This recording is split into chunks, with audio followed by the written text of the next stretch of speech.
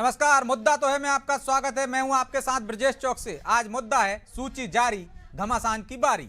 मध्य प्रदेश विधानसभा चुनाव के लिए बीजेपी ने उम्मीदवारों की पहली सूची जारी कर दी है। 230 सीटों में से 39 सीटों पर बीजेपी ने उम्मीदवारों का ऐलान कर दिया है। दिल्ली में एक दिन पहले यानी 16 अगस्त को ही केंद्रीय चुनाव समिति की बैठक हुई थी। इसमें प्रधानमंत्री नरेंद्र मोदी, गृह मंत्री अमित शाह समेत सीईसी के मेंबर्स शामिल हुए थे। बैठक के एक दिन बाद ही बीजेपी ने यह सूची जारी कर दी। यह 39 वो सीटें हैं जहां वर्तमान में कांग्रेस का कब्जा है। वहीं बीजेपी ने भोपाल मध्य से ध्रुवनारायण सिंह और भोपाल उत्तर से आलोक शर्मा को टिकट दिया है, तो इंदौर के राव से मधु वर्मा को मैदान में उतारा है। भिंड के गोहद से लाल सिंह आर्य को टिकट दिया गया है, तो वहीं सुमावली से सिंधिया समर्थक एंदल सिंह कंसाना को टिकट दिया है। यानी साफ है कि बीजेपी ने हारी हुई सीटों पर पहले ही उम्मीदवारों को उतारकर जमीन मजबूत करने की शुरुआत कर दी है। लेकिन सवाल यह है कि क्या इन 39 सीटों पर बीजेपी को सफलता मिलेगी? क्या कांग्रेस को अब इन सीटों पर टिकट फाइनल करने में आसानी होगी? और क्या इन 39 सीटों पर घमासान जोरदार देखने को मिलेगा? इन सवालों के जवाब लेंगे। लेकिन बीजेपी की सूची पर कांग्रेस और बीजेपी का क्या कहना है, पहले वो सुन लीजिए। भारतीय जनता पार्टी ने जो लिस्ट जारी करी है उसमें भारतीय जनता पार्टी के संगठन के उन नेताओं की अपरिपक्वता को दर्शाता है। सबसे बड़ी बात है कि कहीं उम्मीदवार ऐसे हैं जो स्थानीय नहीं है, उनकी पहचान का भी अभाव है। स्थानीय नेताओं से न तो रायशुमारी की गई, न उनकी सलाह ली गई, न सर्वे किया गया और ताबड़तोड़ आने वाली संभावित हार की घबराहट में लिस्ट जारी कर दी। अब भारतीय जनता पार्टी का अंतर्कलह सड़कों पर आएगा। जिन नेताओं की लिस्ट जारी करी उसमें अधिकांशतः हारने वाले कांग्रेस से बुरी तरह शिकस्त इन लोगों को मिलेगी और उसके बाद इन्हें अंतर्कलह का सामना भी करना पड़ेगा। अभी लिस्ट को लेकर बहुत सी आपसी अंतर्कलह होगा, आपसी विवाद होगा और इनकी आपसी लड़ाई सड़कों पर आ जाएगी। तो इस मुद्दे पर चर्चा के लिए हमारे साथ जुड़ गए हैं गोविंद मालू, बीजेपी प्रवक्ता हैं, अभिनव बरोलिया, कांग्रेस प्रवक्ता हैं, और हमारे सहयोगी पॉलिटिकल एडिटर मनोज वर्मा। आप दोनों मेहमानों को बहुत बहुत स्वागत है। अभिनव जी, शुरुआत आपसे ही करेंगे। आप बड़े दावे कर रहे थे कि 6 महीने पहले सूची जारी कर देंगे, फिर कहा 3 महीने पहले उन 66 सीटों पर सूची जारी कर देंगे जो लगातार हार रहे हैं। लेकिन मुद्दों को छोड़िए, अब तो आपको उम्मीदवार घोषित करने में भी पटकनी दे दी है बीजेपी ने।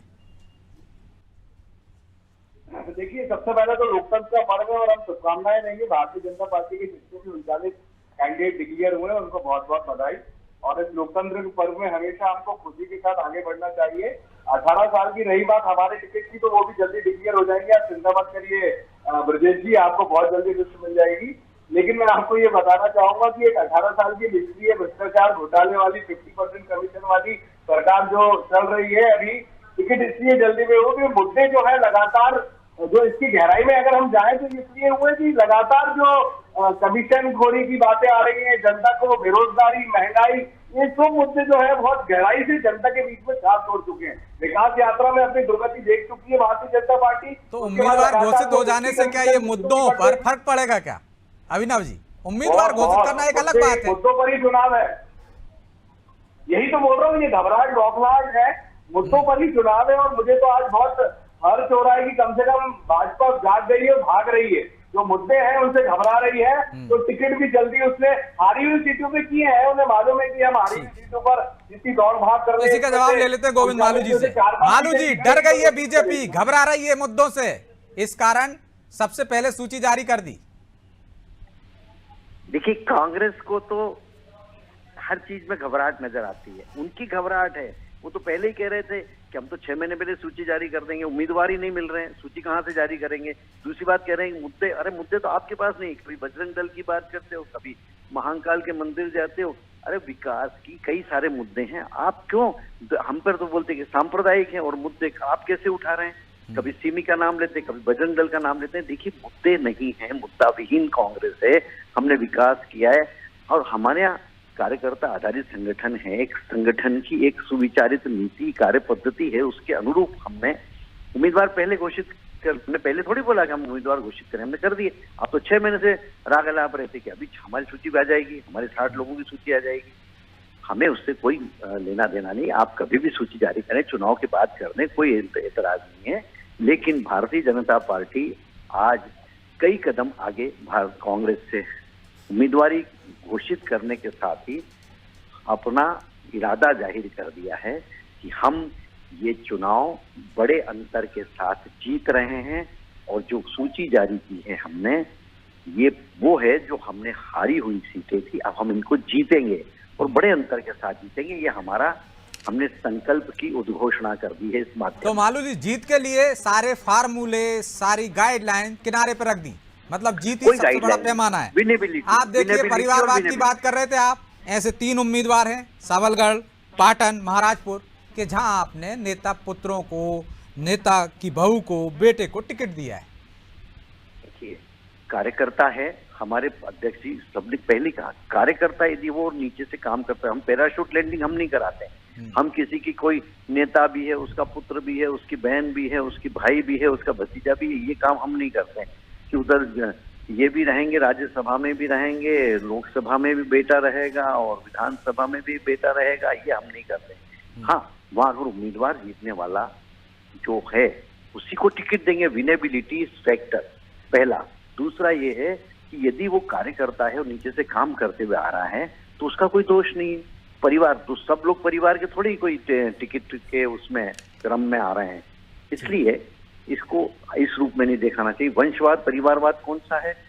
जो एक वंश लगातार चल रहा है, एक परिवार लगातार चल रहा है, ये वंशवाद और परिवारवाद है। हम उससे दूर हैं। भ्रष्टाचार, वंशवाद, परिवारवाद के खिलाफ हमने जो शंखनाद किया है वो जारी रहेगा और इसका जो गूंज है, इसकी जो ध्वनि है, इसमें कांग्रेस कहाँ इस शोरगुल में गुम हो जाएगी पता भी नहीं चलेगा। ठीक है, दूसरे दौर में लौटूंगा मालू जी आपके पास।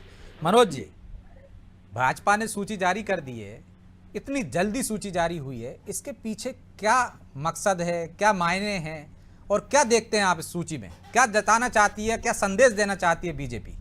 देखिए, पहली बात तो आपने देखा कि ये 39 वो सीटें हैं जो कि कांग्रेस के कब्जे में। जाहिर सी बात है कि बीजेपी की मजबूरी, तो उनमें भी अगर भोपाल उत्तर है, पिछोर है, ऐसी सीटें हैं जो लगभग 3-3 दशक से कांग्रेस के कब्जे में।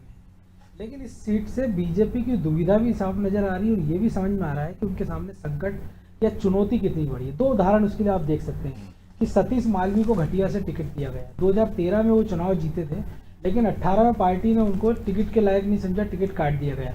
नतीजा ये हुआ कि उनको दोबारा से टिकट दिया गया, अब 10 साल बाद फिर उनको टिकट दिया गया। इसी प्रकार चंद्रशेखर देशमुख की बात करें कि सुखदेव पांसे जैसे बड़े नेता को उन्होंने चुनाव में हरा था मुल्ताई में 2013 में, लेकिन पार्टी ने फिर 18 में उनका टिकट काट दिया और अब जाके 2023 के लिए उनको फिर से मैदान में उतारा है। एक और दिलचस्प मामला और है, राजकुमार कर्राए हैं जो लांजी से उनको मैदान में उतारा है। और मजे की बात है कि ये सुबह तक, पहले बीजेपी में ही थे, सुबह तक ये आम आदमी पार्टी में थे और चर्चा थी कि इनको टिकट मिलेगा और इनकी दावेदारी मजबूत मानी जा रही थी। लेकिन जो शाम को लिस्ट जारी होती उनमें इनका भी नाम होता है। 4 पूर्व मंत्रियों पर पार्टी ने फिर से भरोसा जताया, चाहे वो ललिता यादव हो, लाल सिंह आर्य हो, नाना भाऊ मोहोड़ हो और ओम प्रकाश धुर्वे हो। तो ये सब चीज़ें कि ये बता रही है कि पार्टी के साथ एक तो उम्मीदवारों का भी टोटा नजर आ रहा, हाल फिलहाल इस लिस्ट को देखें तो, या पार्टी को ऐसा लग रहा है कि जो पुराने लोग हैं वही हमको चुनाव जिता सकते हैं। आप देख के चलिए कि पिछली बार ऐसे 14 नाम है इस लिस्ट में जो पिछला चुनाव हारे हैं। उसमें जैसे मैंने बताया था, लाल सिंह आर्य है, मोहोड़ है, ललिता यादव हैं, ऐसे आत्माराम पटेल हैं जिनको कसरावत से सचिन यादव के खिलाफ फिर से पार्टी ने मैदान में उतारा है। तो पार्टी ने दोनों तरह की चीज़ें की है कि एक तरह से उन्होंने ये कर दिया है कि चौंकाने का काम किया कांग्रेस को कि देखिए हमने आपसे पहले एक लिस्ट घोषित कर दी, एक मनोवैज्ञानिक दबाव, ताकि कांग्रेस भी अपनी लिस्ट जल्दी से जारी करे। हो सकता है वो 65 की ना हो, 20 की हो, तो एक मुकाबला ये शुरू हो जाएगा। और दूसरा, अगर जिन लोगों के खिलाफ लोग सक्रिय होंगे, एंटी इनकम्बेंसी होगी या कोई बगावत होती, भीतरघात होता है, वो खुलकर सामने आ जाएगा। जैसे हमने पहले भी जिक्र किया था कि भोपाल मध्य का देख लीजिए कि पूरा जो शेला मसूद कांड 1 दशक बाद ठंडा पड़ा था, अचानक से कल भोपाल में उसके पोस्टर लग जाते हैं कि इंसाफ की मांग चाहिए। यानी कहीं ना कहीं सुगबुगाहट थी कि ध्रुव नारायण को टिकट मिल सकता है। और वहाँ से कई सारे बीजेपी के दावेदार थे कि जो उनके उपाध्यक्ष राहुल कोठारी की बात कर लें, जो बीजेपी के जिला अध्यक्ष सुमित पचौरी, वो वहाँ से टिकट के दावेदार थे। भोपाल उत्तर जरूर अपवाद है क्योंकि आलोक शर्मा पिछला चुनाव भी गोविंदपुरा से लड़ना चाह रहे थे, क्योंकि भोपाल उत्तर से एक बार वो हार चुके हैं, रामेश्वर शर्मा हार चुके हैं और पार्टी अभी तक 3 दशक में आरिफ अकील के खिलाफ कोई मजबूत चेहरा नहीं ला पाई। लेकिन जिस प्रकार उनके परिवार में बगावत की खबरें आ रही, तो शायद बीजेपी को लग रहा होगा कि आलोक शर्मा चूंकि क्षेत्र से रहने वाले हैं तो इसलिए उनको मैदान में उतार दिया गया। आप देखिए मधु वर्मा पे भरोसा जताया गया है, लेकिन इंदौर 5 में मुझे लगता है कि गौरव रणदीवे जो इंदौर के जिला अध्यक्ष हैं, अगली लिस्ट में हो सकता है पार्टी उनको टिकट दे दे। लेकिन यहाँ ये एक चीज़ और देखने में भी आई है कि यदि जो सिंधिया खेमे से लोग आए हैं उनकी जगह पर, या जो आए थे जो हार गए थे उनको टिकट दिया है, और ये भी किया है कि जो दावेदार थे उस सीट से उनकी जगह भी बदली है, चाहे वो तुलसी सिलावट की सीट हो। क्या देखते हैं इसके? बिल्कुल, जो उनके खिलाफ प्रतिद्वंदी थे राजेश सोनकर, उनको देखिए आप सोनकच्छ भेज दिया गया इंदौर ग्रामीण के, जबकि वो जिला अध्यक्ष हैं। आप ऐसे देखिए कि जब दिक्कत आएगी, जब डबरा सीट की बात करें हम, कि इमरती देवी ने जिस प्रकार से नरोत्तम मिश्रा के खिलाफ मोर्चा खोला हुआ है, तो क्या पार्टी उनको टिकट देती है? क्योंकि हमने देखा था एक बाबा के दरबार में पहुंची थी, जिन्होंने उनको कहा था कि मुझे पता है किसके कारण आप हारी हो।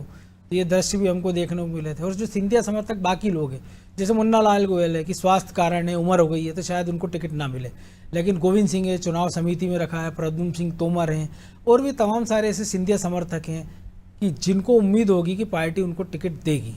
तो मालू जी, जो कांग्रेस का भी कहना है, अभिनव जी भी कह रहे हैं, मनोज जी ने भी वैसे संकेत दिए, घबराहट तो है बीजेपी में, ये सूची में जाहिर हो रहा है जिस तरह से बदलाव किए हैं, सीट बदली। घबराहट यदि हो तो हम इंतजार करते कि कांग्रेस का उम्मीदवार कौन होगा, फिर हम देंगे, फिर हम निकालेंगे कौन सा हमारे पेटी में कौन सा जादू है। हमने जादूगरी नहीं की, हमने तो जो उम्मीदवार था जो जीत सकता है वहां उसको मौका मिलेगा। इतने दिन पहले असमंजस की स्थिति समाप्त की। ये तो पूरे देश में असमंजस पैदा करते हैं, शासन में करते हैं, प्रशासन में करते हैं, पार्टी में करते हैं। असमंजस ही इनका नाम होना चाहिए, कांग्रेस असमंजस पार्टी। तो जिस व्यक्ति का आम आदमी पार्टी में जाने की चर्चा थी, वहां से टिकट मिलने की चर्चा थी, आपने दे दिया, कहीं चला ना जाए। ये कई सारी चर्चाएं हवा में तैरती रहती हैं। जो हमारी विचारधारा का व्यक्ति है, देखिए टिकट मांगना सबका अधिकार होता है, और कोई दूसरी पार्टी भी, कांग्रेस के कई लोग, बीजेपी के कई सारे लोग, कई लोग कभी कभी कांग्रेस से लड़े हैं, कुछ टिकट मिल गया। टिकट की बात, टिकट का जब आता है मामला, तब इधर उधर जाना आना चलता है, क्योंकि उसकी महत्वाकांक्षा होती है। लेकिन यदि पार्टी ने निर्णय किया कि ये उम्मीदवार अच्छा रहेगा, यहाँ चुनाव जीतेगा, विनेबिलिटी फैक्टर है, तो फिर वो, पहले तो किसी ने घोषित नहीं किया उसको, अब चर्चा तो बहुत सारी, अभी अब जैसे सोनकच्छ से राजेश सोनकर, उसके बारे में खबर छपी कि नहीं वो तो कांग्रेस में जा रहे हैं। अभी खबर छपने से क्या होता है, वो उन्होंने थोड़ी बोला, उन्होंने कहीं भी कोई बारे में बयानबाजी नहीं की, उन्होंने मना किया, खंडन किया कि मैं कहीं नहीं जा रहा हूं, मैं पार्टी का सिपाही हूं, विद्यार्थी परिषद के नेता है वो रहे हैं। तो इसलिए देखिए, ये विनेबिलिटी फैक्टर देखा जाता है, और ये जहां ये पार्टी का क्या सोच है, संगठन का क्या सोच है कि हमको सरकार बनानी है, और जो हम सीटें हारे हैं हम उनको जीतना है। तो सबसे पहली बात है कि असमंजस समाप्त करके कार्यकर्ता को भी स्पष्टता हो जाए, उम्मीदवार को भी स्पष्टता हो जाए कि मुझे यहाँ से चुनाव लड़ना है। तो अभिनव जी, दमदारी से हारी हुई सीटें जीतना है, इसलिए पहले सूची जारी कर दी है, घबराहट नहीं है जो आप समझ रहे हैं, और आपको लग रहा है कि अंतरकलह होगी, घबराहट होगी, अब आपको फायदा मिल जाएगा। होता है सब, ये कांग्रेस वाले खुश हो रहे हैं, इन्होंने पहले ही बोल दिया था। तो आपने उनको खुश करने के लिए तो जारी नहीं कर दी? 6 महीने पहले बोल चुके थे कि हम घोषित कर देंगे सूची, क्यों नहीं हुई इनकी? तो यदि घबराहट होती कमलनाथ जी के पास, तो घबराहट तो आपकी दिख रही ना अभिनव जी, अभी तक सूची जारी नहीं हुई, वो तो कह रहे हैं दमदारी से हमने सूची जारी कर दी है, ये हमारे लड़ाके हैं, उतार दीजिए जिसको मैदान में उतारना है। अभी इनके पास उम्मीदवार ही नहीं मिल रहे हैं, सूची कहां से जारी करेंगे? अच्छा लगा आज सुनकर कि मनोज जी ने जो विश्लेषण किया, मैं पूरा कर नहीं पाया था टिकट से, जिस तरीके से मैंने थोड़ा बहुत देखा, तो उसमें ही मुझे लग रहा था कि कहीं कहीं अंतरकलह और सब चीजें दिख रही थी मुझे, लेकिन फिर भी मनोज जी ने आज स्पष्ट कर दिया कि जो भी है सामने आ गया। मैं आपको कहूँ, चौथा कुछ और तैयार हो गया ये लिस्ट के बाद। अभी तक तो हम महाराजपुर, शिवराजपुर, नारायणपुर की बात करते थे, एक अमित शाह को और आ गया। मुझे वो साफ साफ झलक रहा है, शायद उसका एनालिसिस और होगा, मनोज जी शायद और एनालिसिस करेंगे। तो अब जो आगे भी टिकट होंगे वो एक चौथे ग्रुप के हिसाब से ज्यादा होंगे। तो अच्छा है, बहरहाल जनता के मुद्दों से सरोकार नहीं रखने वाली भारतीय जनता पार्टी अगर टिकटों पे और इस पर अगर राजनीति कर रही है तो अच्छी बात है, करे वो, और बोल रही है कि हमारे पास नहीं, तो हमारे टिकट बहुत बेहतर है, और हमारा जो विश्लेषण चल रहा है वो भी बहुत अच्छा चल रहा है। कमलनाथ जी तो कहीं ये तो नहीं है कि गुटबाजी के डर के कारण ही आप उन 66 सीटों पे उम्मीदवार घोषित नहीं कर पाए, जो संकेत आप कह रहे हैं कि एक और गुट सामने आ गए, आपके तो डर नहीं है ऐसा? नहीं, हमें उम्मीद तो ऐसा लग रहा है, मुझे तो ऐसा, ये जल्दी टिकट करने से ऐसा तो नहीं कि कई मुद्दों से डर के भाग रही हो और कहीं जल्दी चुनाव ना करा दे, इसकी भी सुगबुगाहट शायद आप लोग शायद एनालिसिस कर सकते हैं। जल्दी कैसे बैठे हैं, आप भी बैठे हैं, मुझे तो ऐसा लग रहा है कि चुनाव भी कहीं जल्दबाजी में डिक्लेयर ना करवा दे, भाजपा के हाथ में ये सब सारी चीजें। तो इसका भी हम लोग अध्ययन कर रहे हैं, क्योंकि जिस तरीके से जल्दबाजी में अपनी अंतरकलह में जो भी टिकट करे, क्योंकि मुद्दे 50% कमीशन के जो मुद्दा, मतलब आप मान रहे हैं कि कांग्रेस को विचार करने पर मजबूर कर दिया बीजेपी ने सूची जारी करके? दिमाग पे हिट कर रहा है 50% कमीशन का मुद्दा, इसलिए ये परेशानी साफ जाहिर दिख रही है। लेकिन अभिनव भाई ये भी तो हो सकता है ना कि 39 सीटें जो आप भी कह रहे हैं कि मान लीजिए अगर आपकी जीती हुई है और बीजेपी ने हड़बड़ी में सूची जारी कर दी, ढंग के कैंडिडेट नहीं उतारे, तो इन 39 पे भी आप पहले कैंडिडेट उतार दो ताकि ये तो आपकी सुरक्षित हो जाए। सकता है हमारी लिस्ट आए मनोज जी, वही मैं कह रहा हूँ, हो सकता है। देखिए मेरे को 39 में से इनके 4 लोग भी जीतते हुए नहीं दिख रहा है। जो स्थिति दिख रही है उसमें वहां पर इनको मालूम है कि स्थिति खराब है, लेकिन हम तो अपनी बात रख रहे हैं। और अब आप हमारे टिकट देख लीजिएगा, आमने सामने आपके सामने आ जाएगा। लेकिन मुझे जो चौथा गुट दिख रहा है वो बहुत खतरनाक दिख रहा है। इस चुनाव में कुछ ना कुछ बहुत लेकिन खतरनाक अभिनव जी होने वाला है। कहते हैं आप वो और कर बोल जाते हैं। आप कहते हो कि हम नारी सम्मान निधि देंगे, योजना लेकर आएंगे, वो लाडली बहना ले आते हैं। आप कहते हैं हम 66 सीटों पे पहले सबसे उम्मीदवार घोषित कर देंगे, वो घोषित कर देते हैं। कहते हैं आप वो कर वो देते हैं। तो नहीं इसे कैसे वही तो कहें? बताना चाह रहा हूँ। अब क्या हो रहा है, 50% कमीशन जो उठ रहा है ना लगातार मुद्दा, और बेरोजगारी जो स्टूडेंट और ये मुद्दे जो उठ रहा है ना, ये एक बहुत बड़ी घबराहट है। मतलब एक सीरियस बात में जाऊं तो ये इतना गंभीर मुद्दा है जिस पर भाजपा के पास कोई जवाब नहीं है। ना 50% का जवाब है, ना महंगाई का जवाब, ना बेरोजगारी का जवाब। और आपके पास तो ठीक सूची है, जारी करने का अपने जवाब नहीं है। मुंह में बिट्टू होती है। मालू जी जवाब नहीं है आपके पास। उनके पास आपने सूची जारी कर दी, उसका जवाब नहीं है। आपके पास 50% अरे का जवाब नहीं सूची है। जारी कर दी, जवाब तो इनको देना है और इनको लेना है। हमें क्या जवाब देना है? बता रहे हूँ, उतारे तो आपको 18 साल की सरकार का हिसाब नहीं देना है क्या? अमित शाह जी आ रहे हैं 20 तारीख को हिसाब करने, रिपोर्ट कार्ड लेने आ रहे हैं आपको। इनके पास ये बताइए ना। होता है, दूसरी बार लेन देन फाइनल नहीं होता है, तब तक इनके यहाँ सूची जारी नहीं होती है। अरे आपका ये रिपोर्ट दोनों कार्ड पक्ष लेने आ इनके रहे थे, पास। टिकट कहाँ से क्लियर हो गया? अरे देखिए, वो ये सुनो, कह रहे हैं कि सुनो, आपके यहाँ हमारी लेन पार्टी देन के होता हम है देखेंगे। और वो फाइनल नहीं हुआ, इसलिए सूची जारी नहीं कर पाया। आपके यहाँ हमारे यहाँ देखिए, होता नहीं है तो कर दिया। राहुल गांधी बेटे, 50-50 सबको दिख रहा है बेटी, कि 50-50 का हिसाब कहाँ पर होता है और 50% कमीशन कहाँ पे चलता है। अरे भाई, इससे आप चिल्लाने से कुछ थोड़ी होगा। आप अपने चिल्लाते रहे, शोर मचाते रहे, जनता को समझना पड़ेगा। आपको समझ चुकी है जनता कि कितने बड़े घोटालेबाज हुआ। 20 लाख हमने हमारे नेता ने सबसे पहले 2 बातें कही और हमारे चिल्लाने के अभिनव जी आ जाने दीजिए उनकी बात, फिर मैं आपके पास आ रहा हूँ। अभिनव जी नहीं तो आप तो सुला के ही रखते। 20 लाख करोड़ के घोटाला कांग्रेस वो गारंटी दे रही है। ये हमने जनता के मन में बैठ गई है ये बात। अब आप चिल्लाते रहें, शोर मचाते रहें, उससे कुछ होने वाला नहीं है, क्योंकि जनता का अनुभव है विकास का, सुशासन का, सामाजिक कर्तव्य के निर्वहन का।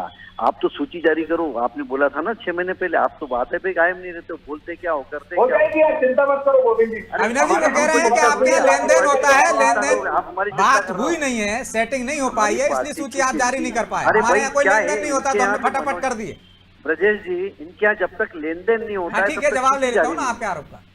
लेन देन नहीं हो पाया। अब देखो लेन देन की बात, अरे ब्रजेश जी मुझे बारी टिकट बिकेगी। आज एक पीटी कॉन्ट्रैक्टर ने एक पत्र आरोप मैं जारी आपको कराया, बता दूं, FIR करी, छाया हुई। आज पत्र जारी हो गया।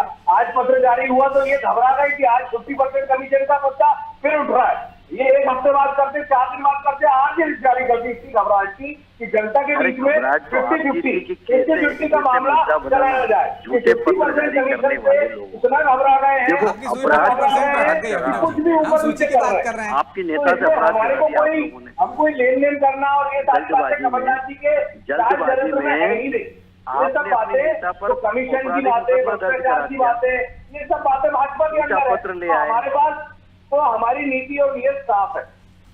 हाँ, कितनी साफ है पता लग गई। अभिनव भाई, FIR दर्ज हुई, इस पर जवाब दे दो। जी जी मनोज, जो FIR दर्ज हुई उस पर जवाब दे दो, कितनी ठीक। नियत साफ है। बेरोजगारी का आपने आपने जिक्र किया, तो जो उम्मीदवार कांग्रेस, जो बीजेपी टिकट नहीं देगी, जिनको जो बेरोजगार हो जाएंगे उनके नेता, उनको आप रोजगार यानी टिकट दोगे क्या? देखिए ये तो मैं तो एक पार्टी का प्रवक्ता हूँ, इस बारे में इतनी जानकारी मुझे तो होगी नहीं। नहीं, फिर भी लेकिन पार्टी मैं एक लाइन तो मोटी मोटी आपको पता रहती है ना। फ्रेंचाइजी मनोज जी आज आपके एनालिसिस से मैं इतना कार्यकर्ता खुश को क्या हूँ मालूम कि मेरे को इतनी जानकारी मिली ना जिसकी हद नहीं है। और मेरे को आगे लेकिन आप लोगों के लिए आसानी हो गई, उनकी सूची आने से आसान तो हो गया। फ्रेंचाइजी है, फ्रेंचाइजी कमलनाथ जी के पास। भारी बहुमत की जीत की सुकुमाहट आज हो चुकी है, आज आगाज हो चुका है। मैं साफ साफ बता दूं आपको कि आपके लड़ाके मैदान में नहीं आए और आपने परिणाम भी घोषित कर दिया। पहले उम्मीदवार तो घोषित करो। लेकिन आज मुझे अंदेशा हो गया कि हम बहुत बड़ी जीत जीतने वाले। उसमें भी अंदेशा है आपको? जमीन खिसक गई आज। अरे ये बीजेपी ने क्या कर रहा है? जमीन खिसक गई होती तो वैसे अरे आपने खिसक गई तो आज, कहा ना। आपको पता लग गया ये आइए हाथ पड़ब रह गए। अरे ये क्या हुआ, ये क्या हुआ? मुस्कुराते डिबेट कर रहा हूँ मैं। वो कह रहे हैं हक रहेगा या सूची जारी होने से, ऐसे ही परिणाम से रह जाएंगे। अभी खून के आंसू हो गया। परिणाम बहुत जबरदस्त आने वाले हैं। आज ये अंदेशा हो चुका है और ये मतलब ऐलान भी हो गया है, समझ में आ गया है, जनता भी समझ गई है कि हम जीतने वाले हैं। मतलब ये जनता की जीत होगी, कांग्रेस की जीत। चलिए, वाला समय भी इजाजत नहीं देता कि इस चर्चा को जारी रखें, इसलिए चर्चा को यहीं विराम देना होगा। आप दोनों मेहमानों को बहुत बहुत धन्यवाद। तो सूची जारी कर दी है बीजेपी ने और बाजी भी मार ली है और कांग्रेस को सोचने पर भी मजबूर कर दिया कि वो क्यों सूची जारी नहीं कर पाई और इस सूची जारी करने के पीछे बीजेपी की असल रणनीति क्या है। कांग्रेस में इस पर मंथन जरूर हो रहा होगा और जल्दी ही उम्मीद की जा सकती है कि वो भी अपनी सूची जारी कर देगी। इस सूची से बीजेपी को कितना फायदा होगा या नुकसान होगा, ये तो आने वाला समय बताएगा। बहरहाल मुद्दा तो है इतना ही। मुझे दीजिए इजाजत और आप देखते रहिए अनादि टीवी। नमस्कार।